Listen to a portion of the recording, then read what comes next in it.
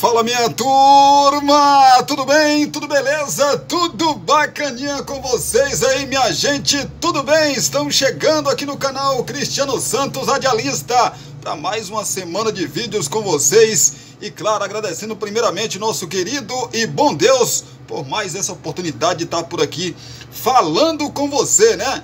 Mais uma semana se iniciando, hoje é dia 6 de maio de 2024 e a gente está por aqui para trazer aí tudo o que aconteceu no final de semana esportivo para você e também, lógico, né?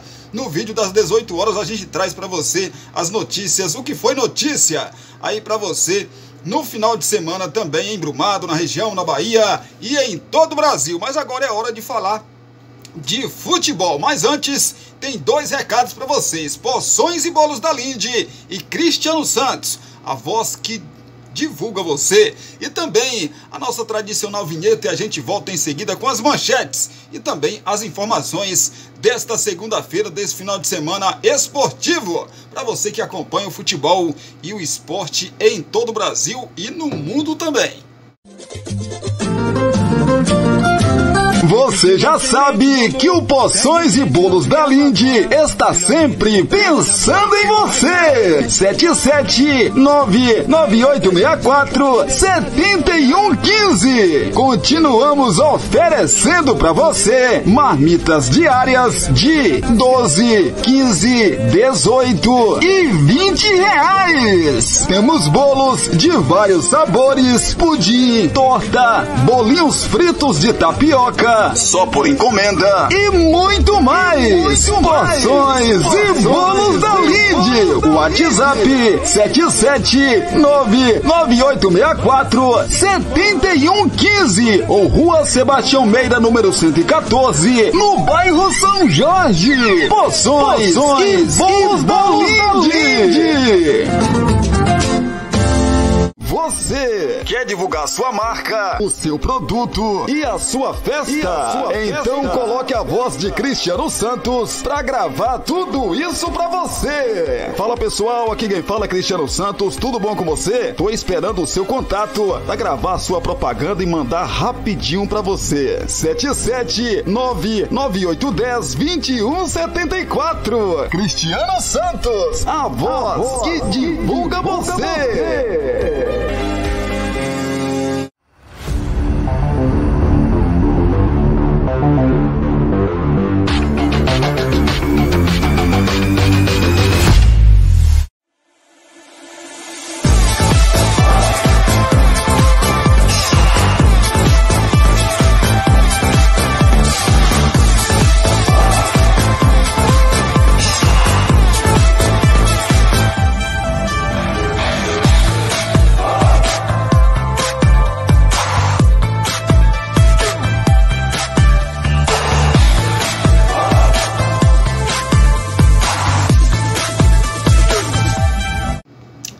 Belezinha, já estamos de volta aqui pelo canal Cristiano Santos Radialista nesta segunda-feira. Hoje é dia 6 de maio de 2024.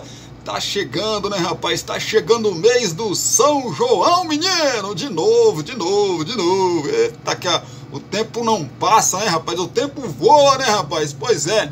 Tá chegando aí mais um São João, em breve, muito breve, vai chegar o nosso querido São João, né? Data boa, né, gente? Aquele friozinho, quentão, as comidas típicas, eita, coisa boa. Pois é, mas esse vídeo não é para falar de São João, né? Esse vídeo é para falarmos de futebol, é pra gente falar aqui de tudo que aconteceu aí no Campeonato Brasileiro da Série B, da Série A, o que vai acontecer na Série B ainda. Hoje tem Santos, né? Santos joga hoje pela competição nacional, a gente fala já.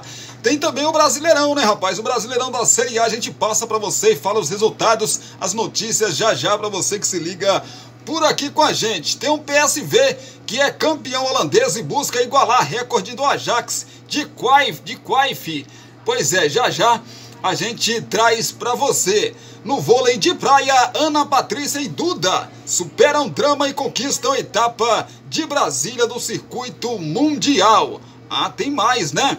A Abrafute rebate acusações de Flamengo e Felipe Melo. Abre aspas, cenário cada vez mais injusto contra a arbitragem. fecha aspas. Pois é, declarações fortes aí de Felipe Melo do Fluminense e também dos dirigentes do Flamengo contra a arbitragem no final de semana. No Flamengo, em recuperação, Arrascaeta volta para o Rio e desfalca Flamengo contra o Palestino. A gente traz já já esse detalhe dessa ausência, né, do Arrascaeta também nesse jogo do Palestino pela Libertadores da América, o Mengão. Sporting conquista seu 20º título português. A gente vai contar também a lista aí de campeões, né, do futebol português. Já já para você que tá ligado com a gente aqui no canal Cristiano Santos Radialista. E o Vasco perdeu mais uma na competição, né, rapaz? A 4ª derrota seguida. E agora para o Atlético Paranaense. E o interino do Vasco explica mudança de sistema e lamenta a expulsão de Hugo Moura. Abre aspas, muda muita coisa, fecha aspas. Já é difícil jogar com o Furacão lá com 11 jogadores, imagine jogando com 10, né? Dificulta ainda mais. Léo Condé admite início preocupante do Vitória e diz mais, né? Que o Vitória está aprendendo a jogar a Série A novamente. Pois é, rapaz, tem que aprender rápido, né? Porque jogos e mais jogos, um em cima do outro praticamente. Ainda bem que o Vitória não tem outra competição para disputar, né? Menos mal que seja assim nesta temporada. Já no São Paulo, o Zubeldia explica corte de James Rodrigues. No São Paulo, ele considera que outros têm que estar no time nesse momento, né? Pois é, o James Rodrigues fisicamente não consegue, né, manter um físico legal, um físico bacana para que o técnico, né, agora Zubeldia, possa confiar. Já era assim, né, com o antigo técnico e agora com o Zubeldia também. Essas notícias, essas informações, a gente traz já já para você aqui no canal Cristiano Santos Radialista. Pois é, a gente traz já já muita informação para você, claro, jogos que aconteceram, os jogos que a gente já projeta também a próxima rodada do Campeonato Brasileiro para você que está ligado com a gente, classificação, e hoje tem Série B do Campeonato Brasileiro, né? A gente vai falar já já do Santos, escalação, como que o Santos vai para o jogo contra o Guarani nesta noite de segunda-feira, fechando aí mais uma rodada da Série B do Campeonato Brasileiro. Pois é, já já a gente traz essas informações, mas antes, deixa eu fazer os nossos pedidos para você que está ligado com a gente, para você deixar o seu like aí. Você deve estar me perguntando, Cristiano, todo dia você fala esse negócio de like, esse negócio de curtida, para que isso? Gente, quanto mais o nosso vídeo tiver like, tiver curtida, o YouTube, que é a plataforma essa que você assiste a gente, ele entende que mais e mais pessoas precisam assistir o nosso vídeo, que o nosso vídeo é legal, as informações são bacanas, e aí ele espalha, né, o nosso vídeo pela plataforma, e mais pessoas vão sendo alcançadas. Por isso é importante, ó, você deixar o seu joinha aí pra gente, tá bom? O joinha é muito importante. Tem um espacinho de comentários aqui para você comentar sobre os nossos assuntos. Comente aí sobre o que a gente fala aqui, dê a sua opinião também. Claro, né? Me diga de que cidade você assiste a gente. Quero saber de que cidade você assiste a gente aí, que eu vou mandar um abraço, um beijo no seu coração, tá bom? Compartilhe esse nosso vídeo com seus grupos das suas redes sociais, que ajuda demais a gente também. E você que não é inscrito, se inscreve no canal Cristiano Santos Radialista. Se inscrevendo, não se esqueça, depois de se inscrever, tem aqui embaixo um sininho de notificações, toque ou clique nele. Fazendo isso, vai abrir aí uma aba de opções, escolha a opção todas, porque assim o YouTube, né, vai sempre te avisar quando subir um vídeo novo aqui no nosso canal. Belezinha? Combinado certinho? Vamos lá então de notícia, né? PSV, campeão holandês, e busca igualar recorde do Ajax de Cruyff. Rapaz, com duas rodadas de antecedência, o PSV, na verdade, com V no final, PSV, garantiu o título do campeonato holandês e agora busca um recorde. A confirmação da conquista veio após vitória por 4-2 contra o Sparta Rotterdam no último domingo, mais conhecido como ontem. O time dos brasileiros André Ramalho e Mauro Júnior ergueu o troféu da Liga pela 25ª vez e mira a melhor campanha da história. O O PSV tem 87 pontos em 32 rodadas. Se conseguir 2 vitórias nos 2 jogos restantes, chegará aos 93 pontos, com 30 triunfos, 3 empates e 1 derrota. Apenas o Ajax da temporada 71-72, liderado pelo lendário Johan Cruyff, teve desempenho semelhante. O PSV de Peter Bosz também tenta quebrar o recorde de maior saldo de gols no torneio. Com 88, 107 gols marcados e apenas 19 sofridos, está a 2 do Ajax, de 97-98, que terminou com 90 gols positivos na estatística. Maiores campeões da Holanda: em primeiro lugar o Ajax com 36 títulos, o PSV é o segundo com 25, em terceiro é o Feyenoord com 16, o HVV Den Haag com 10 títulos, o Sparta Rotterdam tem 6 títulos até aqui, são os 5 maiores campeões do futebol português. O título encerra um jejum de 6 anos e é o primeiro da liga do zagueiro André Ramalho, de 32 anos, e do lateral esquerdo Mauro Júnior, de 25, com a camisa do clube. E eles celebraram a conquista. Merecemos demais essa conquista. O grupo todo está de parabéns por essa campanha incrível e histórica que estamos fazendo. Esse é o meu 6º troféu aqui. Todos são especiais, mas pelo nosso desempenho coletivo e o meu individual, esse terá um lugar especial guardado na minha memória. Agora é comemorar e nos 2 jogos finais buscar os recordes possíveis, declarou André. Valeu a luta e a dedicação de todos. Não é por acaso que já conseguimos fazer história, alcançando vários recordes com essa campanha incrível e que podemos e vamos fazer de tudo para alcançar outros nos jogos que nos restam. Mas antes, vamos comemorar muito porque merecemos demais, disse o outro brasileiro, Mauro Júnior. Pois é, rapaz, é o PSV, né, campeão aí holandês. Vamos de mais notícias, já a gente fala do título aí de mais um campeão pelo mundo, né? A gente fala já para você que tá ligado com a gente, se ligue que a gente fala já. Vamos falar de vôlei porque Ana Patrícia e Duda superam drama e conquistam etapa de Brasília do circuito mundial. Pois é, rapaz, líderes do ranking mundial e promessas de medalha de ouro nas Olimpíadas de Paris, Ana Patrícia e Duda, né, rapaz, conquistaram aí no início da noite de ontem, domingo, mais uma etapa do circuito mundial de vôlei de praia. As meninas estão demais, né, rapaz? As duas precisaram superar um problema alheio às quadras para bater as norte-americanas e vice-líderes do ranking mundial, a Nancy e a Clot. Horas antes de entrar em quadra, Ana Patrícia recebeu a notícia do falecimento de um tio e não escondeu a emoção após a vitória. Ela prestou condolências aos familiares e também dedicou o título a eles. Duda não ficou atrás e enalteceu a capacidade da parceira de entrar em quadra e ter mais uma atuação de destaque.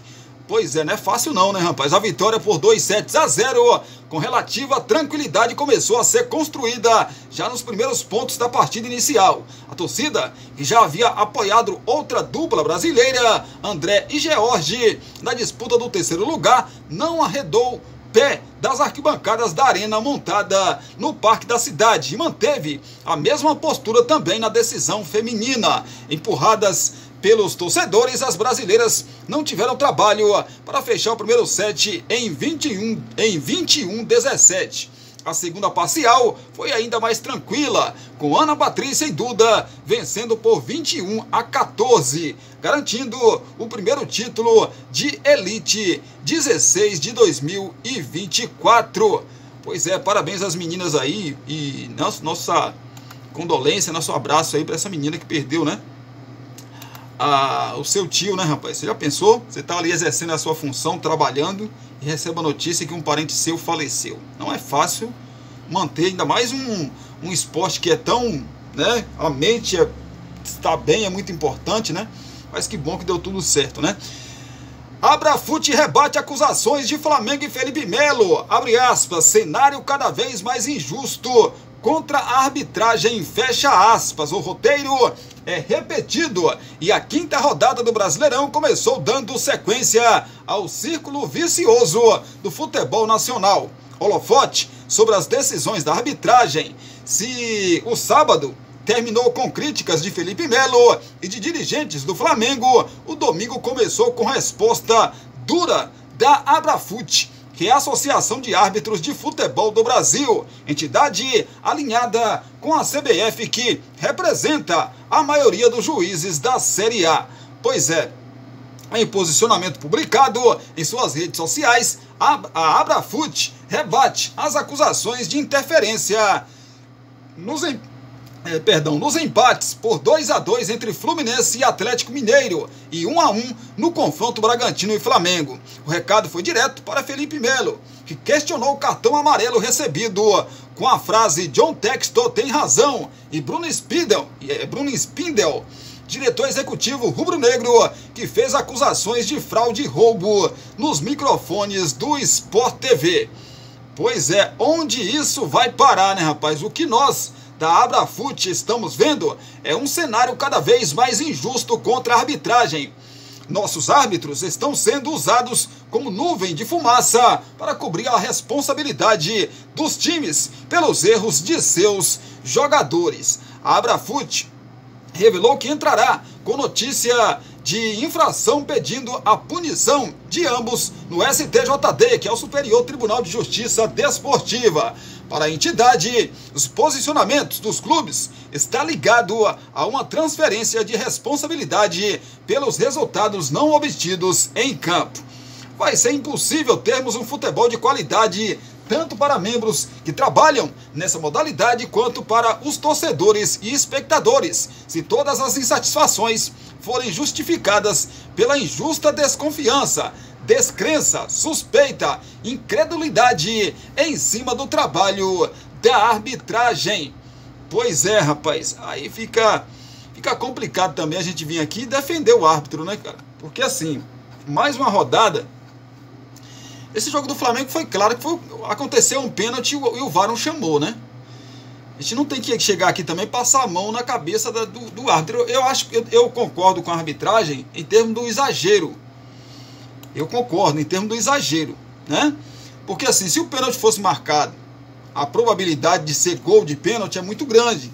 Mas existia a possibilidade também do Cleiton, goleiro do Bragantino, defender. Tá, existia. Agora, o que se cobra da arbitragem é mais uma... Assim, todo mundo apita assim, né? Reto. A arbitragem brasileira apita assim, mas ela em um jogo ela apita assim. No outro ela apita assim, no outro ela apita assim, no outro ela apita assim e no outro ela apita assim. Não tem um padrão. Essa é a reclamação. A arbitragem brasileira ela não tem um padrão de atuação, né? Porque assim, eu vou dar um exemplo para vocês. No jogo do Vasco ontem contra o Atlético Paranaense, o jogador do Vasco foi expulso justamente. Era para ter expulso, fez uma jogada errada, aí perdeu, teve que puxar o jogador e o último homem teve que ser expulso, não tinha jeito. Só que na jogada do Verrete com o jogador com o zagueiro do Atlético Paranaense, também era para ter sido expulso. Era o último homem, meteu a mão na bola quando o Verrete tentou dar um tapinha para pegar a bola na frente, nitidamente ele interrompe com o braço, né? E assim, se era um lance para expulsão, por que o VAR não chama? Porque lá em cima tem 8 câmeras, 5 câmeras, 4 câmeras, que eles captam a imagem e aparece para eles na tela lá. Então por que não chama? Nesse jogo do Flamengo, por que o VAR não chama? Não chamou para ver. Porque se o árbitro fosse no vídeo e não desse o pênalti, aí é uma questão de interpretação. Beleza, dá ou não, mas pelo menos ele foi no VAR e deu uma conferida, deu uma olhada.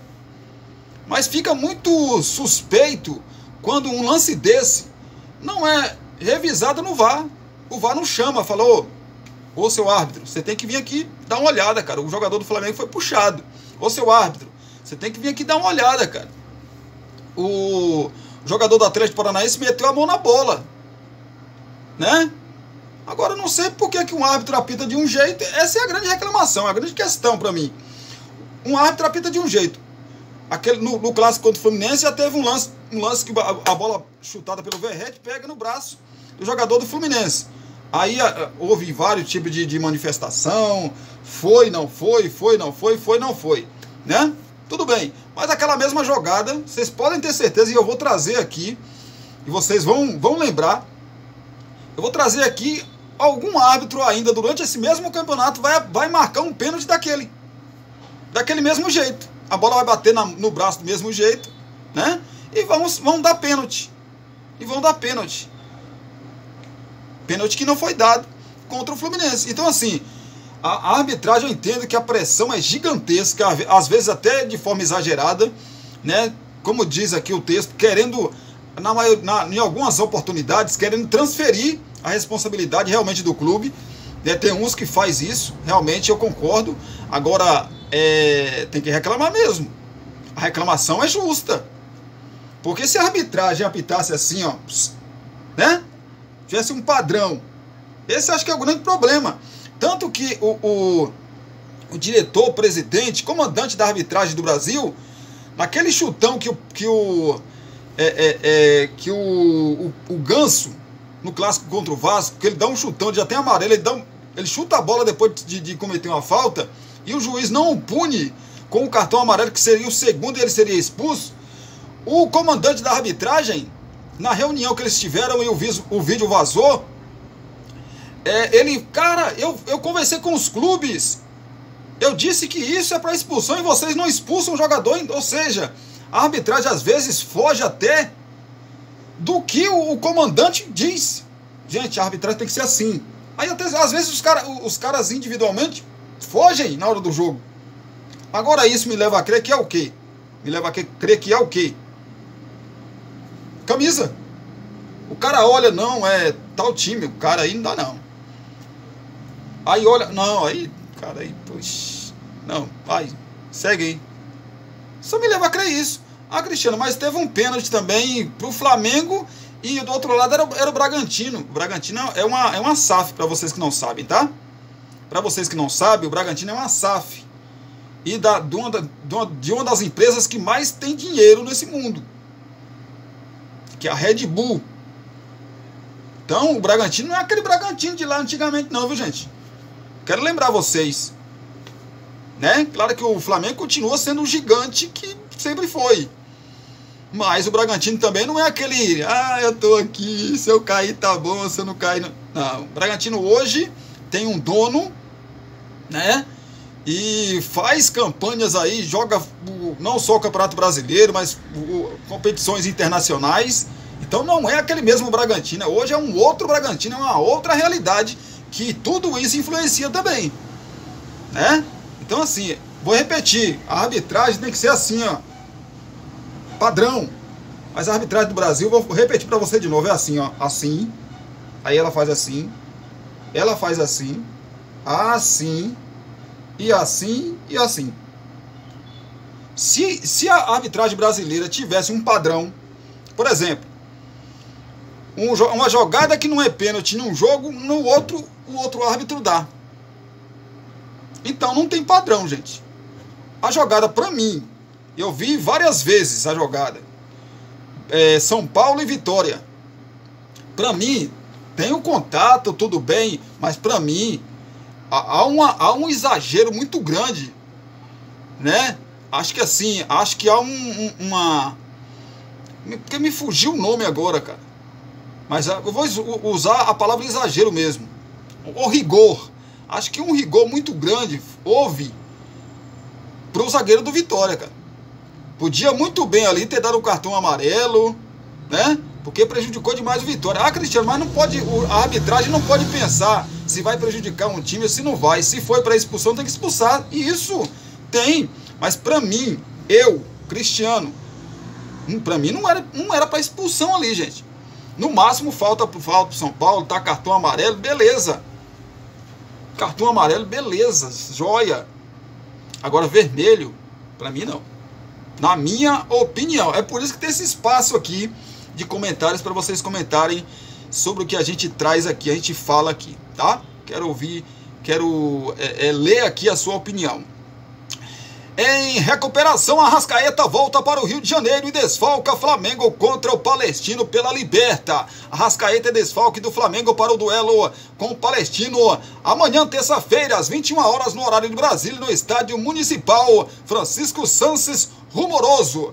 Embora tenha viajado para São Paulo juntamente com a delegação para a partida contra o Bragantino, o meia ainda está em processo de transição física e seguirá sua recuperação no Rio de Janeiro. Havia remota chance de ele jogar contra o Palestino, mas mesmo ciente disso, Arrascaeta fez questão de estar com o grupo e participou dos treinamentos em Atibaia no sábado e no CT do Corinthians no domingo. Arrascaeta se recupera de pequena lesão sofrida no músculo posterior da coxa direita contra o Botafogo no último dia 28 do mês passado, evidentemente. Além de Arrascaeta, voltaram para o Rio o centroavante Carlinhos, o atacante Werton e o zagueiro Cleiton, descartado para os duelos com Bragantino e Palestino devido a uma torção no tornozelo esquerdo. O Eric Pulgar ficou no Rio de Janeiro e é outro desfalque aí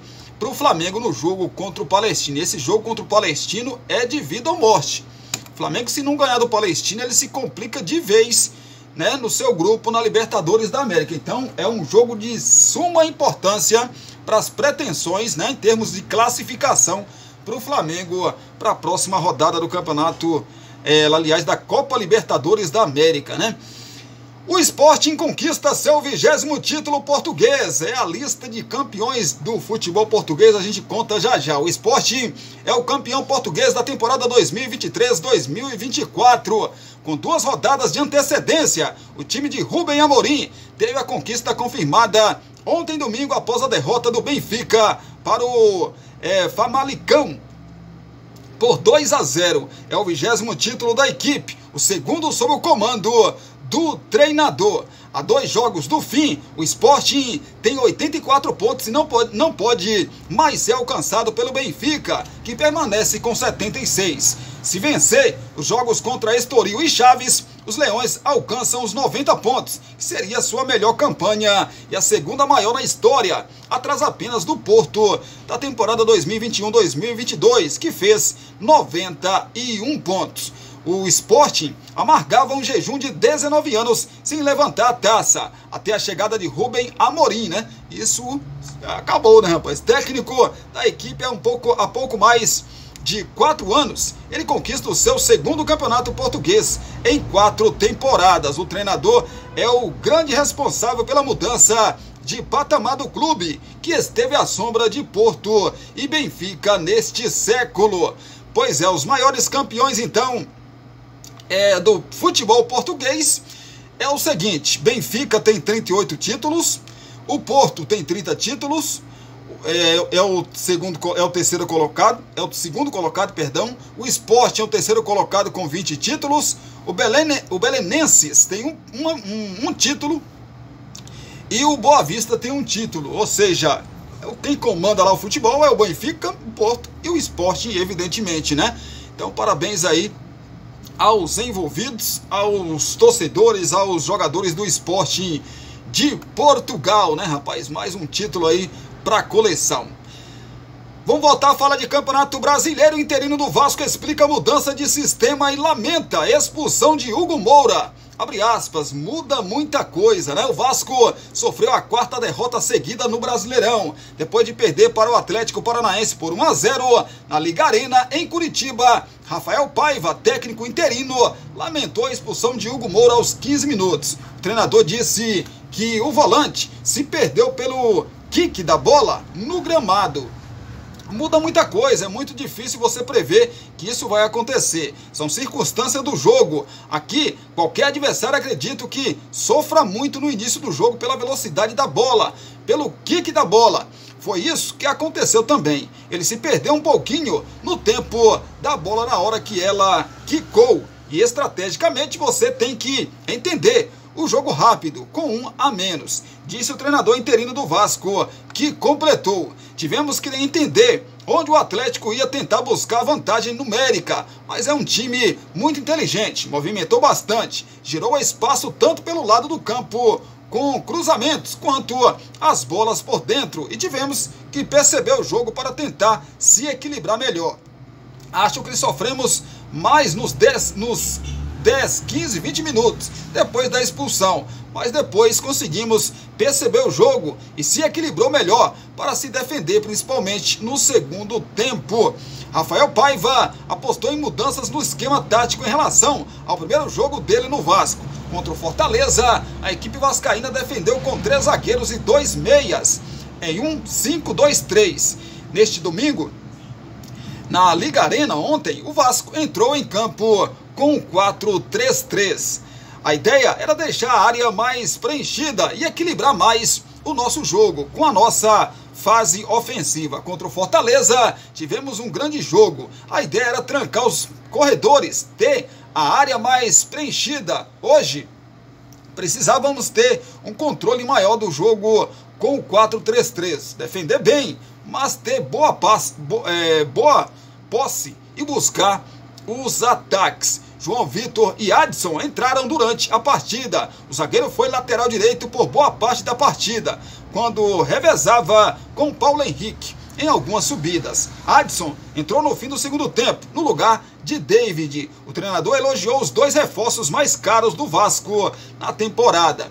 João Vitor e Adson são jogadores importantíssimos. Estávamos vendo onde encaixar o João Vitor. Ele poderia ter jogado contra o Fortaleza. Adson entrou muito bem. Vasco está dando resposta. Precisa buscar as vitórias, disse o treinador. O Vasco enfrenta o Vitória no próximo domingo, em São Januário, às 11 horas da manhã. O jogo é válido pela 6ª rodada da competição. Pois é, rapaz, o Vasco perdeu a 4ª seguida no Campeonato Brasileiro. Em 5 jogos tem 4 derrotas, né? É um número que assusta de verdade o torcedor, evidentemente, né?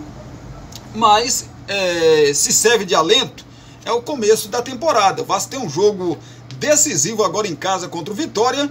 Aí é o seguinte, vocês lembram do jogo do Vasco contra a equipe do Goiás no ano passado? Que o Vasco, com essa mesma necessidade de vencer o jogo, vocês devem lembrar, né? Vocês devem lembrar desse jogo. Esse jogo contra o Vitória é um jogo semelhante. Um barril de pólvora. Se o Vasco ganhar, beleza, o torcedor vai comemorar, etc, etc, etc. E o Vasco vai sair do sufoco e talvez até saia da zona de rebaixamento. Se o Vasco perder esse jogo ou empatar, aí, meu amigo, ou perder principalmente, aí pode acontecer o que aconteceu no jogo contra a equipe do Goiás no ano passado, infelizmente. E assim, até a gente pede, né? O nosso canal não tem um alcance ainda muito grande, mas se possível, cara, porque assim, o verdadeiro torcedor que gosta do Vasco não quer prejudicar o clube, né? O torcedor inteligente não quer prejudicar o seu clube, seja o Vasco ou qualquer um outro clube. E se o Vasco não tiver um resultado bom, eu entendo a frustração, etc, etc. Mas quebrar o estádio, o patrimônio do clube, jogar garrafas, o que é que seja, dentro do campo, para que o clube seja punido. E aconteça o que aconteceu o ano passado, que o Vasco ficou 3 meses sem jogar em São Januário, e quando voltou a jogar, jogou de portões fechados. Isso não vai ajudar em nada. Depois do jogo contra o Vitória, ainda vai ter 32 rodadas. 32 rodadas de Campeonato Brasileiro. O Vasco ano passado, a situação do Vasco ano passado era 10 vezes mais difícil do que nessa. E o Vasco se livrou do rebaixamento. Tudo bem, na última rodada, joia. Esse ano, dá para o Vasco não só sair dessa situação, mas como buscar coisas melhores na competição. Se você for pegar o time do Vasco hoje, não é pior do que o time do Vitória, não é pior do que o time do Atlético Goianiense, não é pior do que o time do Corinthians, não é pior do que quem mais? O Cuiabá. Quem mais, meu Deus? Para mim não ser injusto aqui. Quem mais aqui? Não é pior do que o time de Criciúma, que o Vasco perdeu de 4-0, né? Quem mais?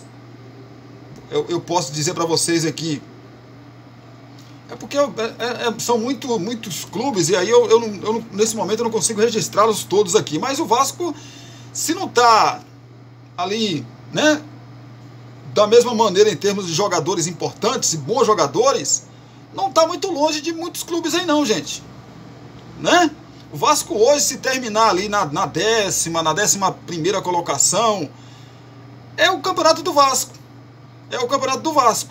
Não vejo o time do Vasco horroroso para estar nessa situação de jeito nenhum.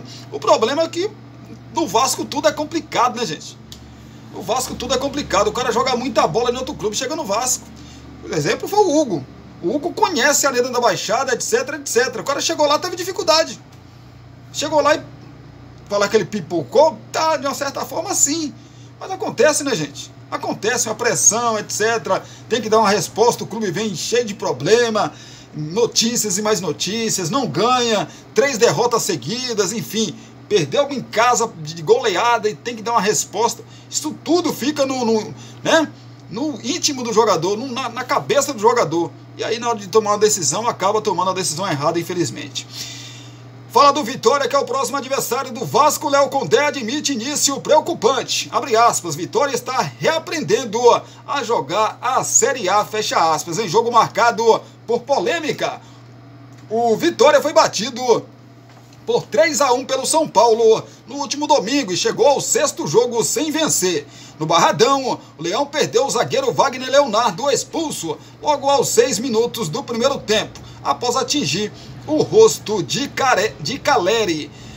Wagner Leonardo ainda invadiu o campo no final do primeiro tempo para criticar a arbitragem. Após a expulsão, Vitória viu o São Paulo dominar as ações no primeiro tempo e pressionar até anotar o gol com Luciano aos 44 minutos. O William Oliveira empatou no início da etapa final, mas Luciano marcou mais uma vez logo na sequência. No fim, Ferrarese anotou o terceiro dos visitantes. Na entrevista coletiva após a partida, o técnico Léo Condé lamentou a derrota e o início ruim de brasileiro do time, que segue na zona de rebaixamento do brasileiro. Derrota dura, campeonato difícil, pesado, onde tinha importância fazer o dever de casa. Foi um dia que tinha tudo para dar certo. A gente estava bem estruturado, com condição de fazer jogo estruturado. A expulsão com 4, 5 minutos atrapalha. E aí você tem que tomar decisão rápida. A gente conseguiu manter a equipe estruturada. Fez 2 linhas de 4, com Janderson solto na frente. E estava suportando bem a pressão do São Paulo. Talvez um pouco mais de capricho no contra-ataque, né? Aí teria dado certo ali e feito o gol. Dentro do que a gente diagnosticou, o jogo imaginava de fazer mudança no intervalo, de posicionamento e mudança de atleta. Infelizmente, tomamos o gol aos 45 minutos do primeiro tempo. Voltamos para o segundo tempo, bem, pressionamos os jogadores do São Paulo, conseguimos empatar, mas sofremos o segundo gol rápido. E com um jogador a menos contra uma equipe, contra o São Paulo, como o São Paulo, atrapalhou bastante. Ainda tivemos lance bom com Lucas Esteves, que poderia ter empatado o jogo, mas no final acusou o desgaste. Jogamos no meio de semana. O São Paulo conseguiu poupar o time. Completa aí o treinador, o técnico, né? Léo Condé. Abre aspas, a gente lamenta, início de campeonato preocupante. Temos feito jogos equilibrados, com exceção do Cruzeiro, que foi abaixo. Começamos com pontuação bem abaixo do que precisava, fecha aspas. Léo Condé reconheceu que a expulsão precoce atrapalhou os planos, mas lembrou da importância de Wagner Leonardo para o time. Realmente atrapalhou. É um cara tranquilo, do bem. O lance não está muito claro pelo que eu vi. Vai fazer muita falta. É um dos principais jogadores da nossa equipe. O Reinaldo entrou bem no jogo, avaliou Léo Condé. Léo Condé respondeu como se sente diante da má fase do Vitória. O treinador chegou ao clube no início da temporada passada e acabou conquistando os títulos da Série B daquele ano, além do Baianão de 2023. Pergunta que acaba acontecendo quando tem uma sequência de resultados assim. O Vitória está reaprendendo a jogar a Série A. São 5 anos longe da competição. A gente passou por momentos de transformação do grupo. Está todo mundo se ajustando. Os resultados têm sido ruins. Em termos de performance, fomos abaixo do Cruzeiro. Mas nos outros jogos tivemos situações que atrapalharam. A gente teve um início muito complicado. Pegamos a equipe praticamente eliminada no Baiano e também no Nordeste. A direção sempre me passou convicção grande. A gente construiu um trabalho sólido que nos levou para a conquista da Série B e também do Baiano. O futebol é feito de resultados, disse aí o Léo Condé. E abre aspas, se caso a diretoria pensar alguma coisa de agora para frente, não sou eu que tenho que responder. É o Fábio Mota, presidente. Hoje a gente está muito incomodado com os resultados de início de campeonato brasileiro. E tem que estar mesmo, porque o torcedor do Vitória tá uma arara, né, rapaz? E evidentemente que tá certo, né? Tá certo. Mas eu, Cristiano, abraço meu amigo Jorge Malaquias Filho, torcedor aí do Rubro Negro Baiano do Vitória. É preocupante, viu, meu amigo Jorge? Preocupante. A situação do Vitória é preocupante, né? Volta para o Campeonato Brasileiro. É nítido que o Vitória precisa de jogador e jogador grande. Não sei se a parceira do Vitória vai injetar mais uma grana no Vitória para que isso seja possível, né? Não sei. Tem que fazer isso, porque o Vitória, com esse time que tem hoje, não sobrevive no Campeonato Brasileiro. Pode ganhar um jogo aqui, um jogo ali. Vai pegar o Vasco em São Januário agora, que é um ninho de pólvora lá em São Januário. Pode acontecer uma vitória do Vitória ou do Vasco também, depende. Muita incógnita nesse jogo, não dá para prever. Mas o Vitória, eu tô falando de Campeonato Brasileiro num todo, precisa se reforçar. Precisa. A janela de transferência no meio do ano do Vitória precisa ser muito boa. Senão o Vitória vai voltar para a Série B do Campeonato Brasileiro. Fala do São Paulo, adversário do Vitória. Zubeldia explica corte de Rames no São Paulo. Abre aspas. Considero que outros têm que estar. Fecha aspas. O São Paulo venceu o Vitória por 3-1 no último domingo, ou seja, ontem, pela 5ª rodada do Campeonato Brasileiro. Mais uma vez, sem Rames Rodrigues. O meio-campista, recuperado de dores musculares, que o tiraram da vitória por 3-1 sobre o Águia de Marabá na última quinta-feira, ficou fora dos relacionados do tricolor por opção do técnico Luiz Zubeldia. Em entrevista coletiva, o treinador do São Paulo explicou por que não levou o Rames Rodrigues para a partida do Barradão. Eu tomo decisões em relação ao que vejo e para isso estou aqui, para tomar decisões. Se não está o Rames, é porque considero que tem que estar outros companheiros. Tenho clara qual é a minha profissão e tenho clara qual é a minha responsabilidade. Um treinador vive tomando decisões e tratamos, junto com o meu staff, que essas decisões sempre sejam a favor do grupo e que sejam, em sua maioria, positivas. O treinador vai ser julgado pelo trabalho final, não é? Mas há algo que eu aprendi em 15 anos de profissão, que sempre as decisões vão estar em função do que vejo e em função do conjunto. Então, todos estão considerados, mas ao final do dia ou antes dos jogos, tenho que tomar decisões, explicou Zubeldia. E não é uma coisa específica só do Zubeldia não, né, rapaz? O Rames já não vinha jogando também, né, com o outro treinador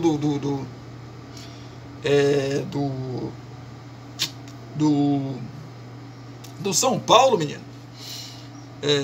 O Carpini, né? O Carpini também colocou aí um jogo ou outro, começou a colocar ali naquela pressão que o São Paulo começou a perder, ele começou a colocar o Rames, porque o torcedor estava enchendo a paciência, ele começou a colocar. Mas tá claro que com o Zubeldia ele não vai ter vida longa no São Paulo não, rapaz. Pelo menos, né? Claro que se ele mudar, começar a treinar bem, fisicamente estiver bem, lógico que o Rames pode ajudar muito, né? Mas não é isso que a gente vê nesse momento no São Paulo, não.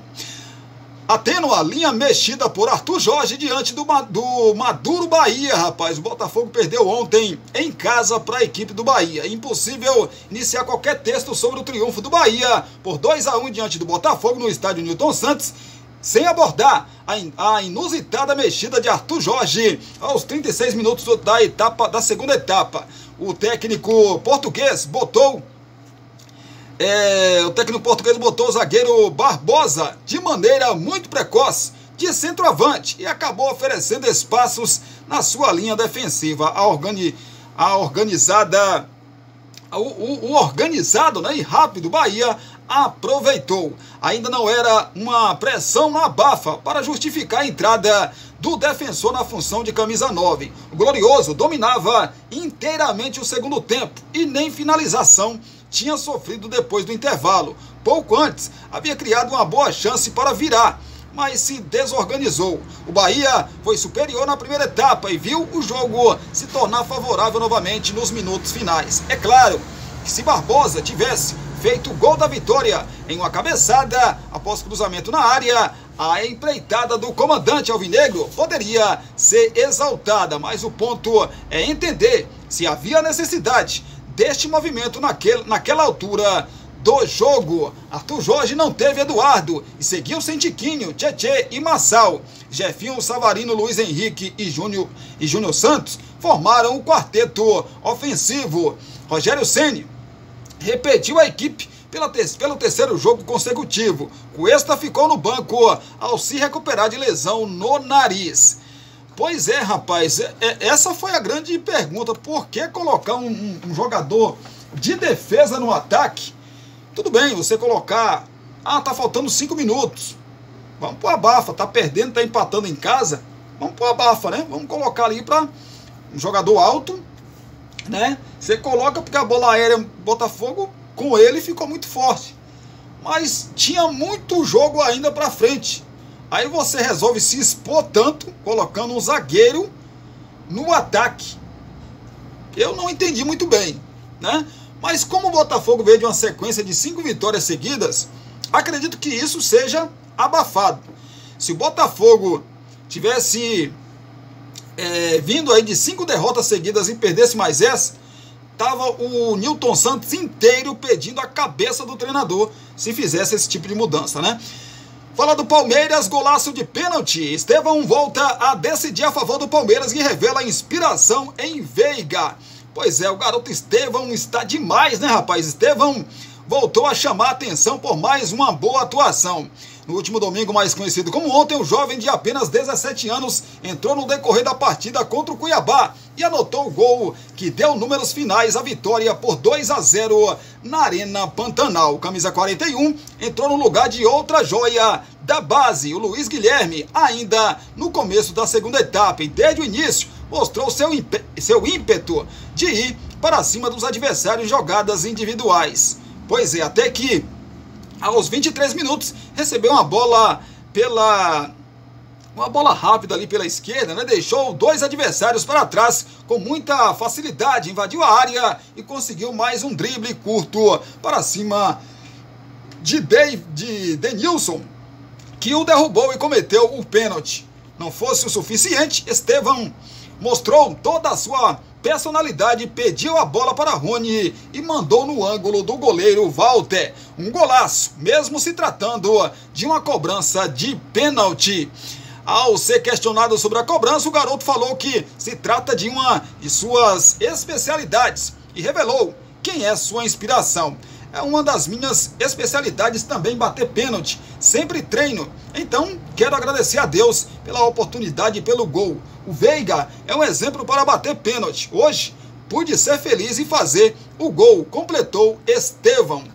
É aquela coisa que eu já disse para muita gente, principalmente para o torcedor do Palmeiras, né? Quando o time está numa fase boa, você coloca um garoto de 10 anos e o garoto arrebenta. Quando o time está numa fase, né, infernal, você pode colocar um cara lá você vê um cara super bom na base, né, que jogava muita bola na base, você sobe ele, queima o garoto, né? E é incrível, tudo isso que está acontecendo no Palmeiras tem nome: Abel Ferreira, gente. Abel Ferreira. Abel Ferreira segurou esses garotos, principalmente o Endrick, né, que é um dos que puxou aí essa fila. Colocou o Endrick na hora certa. Na hora que era para mandar o Endrick lá para Disney, o Abel Ferreira estava disputando o Mundial. O Abel não é hora do Endrick não. Manda ele para Disney. E mandou o menino para Disney. Quando chegou a vez dele, ele colocou o menino e o Endrick é o que é hoje aí. Todo mundo já conhece. Agora é a vez do Estevão, né? Pois é, gente, segura aí que eu volto já já pra gente trazer a segunda parte aqui do nosso vídeo, pra gente falar aí dos jogos do Campeonato Brasileiro, da Série A, da Série B. Falando de Série B, hoje tem o Santos, a gente traz a escalação do Peixe já já pra você. Santos e Guarani, hoje fechando aí mais uma rodada da Série B do Campeonato Brasileiro. É rapidinho, a gente volta já já.